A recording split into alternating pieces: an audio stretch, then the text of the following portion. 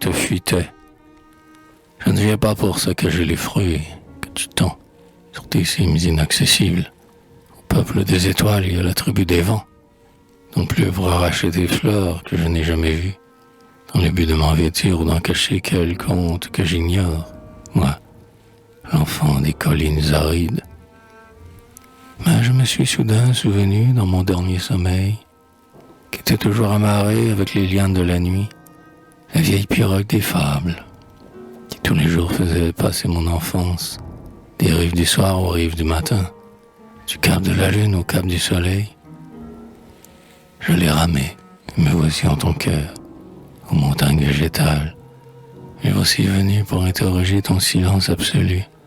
pour chercher le lieu où les vents éclosent avant d'ouvrir des ailes trouées chez nous. Trouées par le filet immense des déserts, par les pièges des villes habitées. Grand ange, que vois-je, haute futée, voici des sons perdus qui se retrouvent et qui se perdent de nouveau, comme des fleuves souterrains, passés par d'énormes oiseaux aveugles, emportent le courant rapide pour être ensevelis sous la vase. C'est ta respiration profonde et déjà pénible comme celle d'un vieillard qui gravit la côte de ses souvenirs, tout en descendant la pente des jours qui vont tarir. Ta respiration est celle de tes oiseaux innombrables, et celle de tes branches broutées par tout un monde apocalyptique. Mais que puis-je voir dans ta nuit sans couleur, dans ta nuit plus éternelle que la mort des vertueux et que la vie des misérables? Ô grottes de feuilles dont une issue se trouve peut-être au bord des mers et l'autre dans l'abîme de l'horizon, ô toi qui pareil à un arc-en-ciel reliant deux continents. Je ne verrai que le soleil qui se débat, comme un sanglier s'agailler dans les buissons de l'azur, sanglier de lumière pris dans les raies puissants,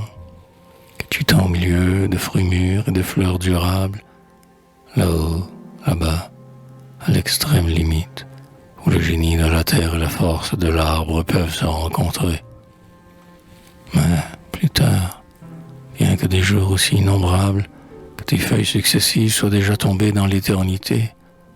bien que les nuits septuples aient plus de 7 fois épaissi la nuit des temps, tant que je pourrai cueillir les matins en fleurs, au bout de la tige brisée des soirs, je garderai toujours le souvenir de ton silence et de ta clarté étrange. Ils seront comme des galets projetés sur le sable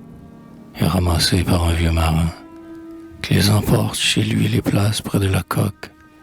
d'une minuscule pirogue à balancier, achetée dans une île lointaine que le rêve seul habite, mais où des cabanes bordent la mer.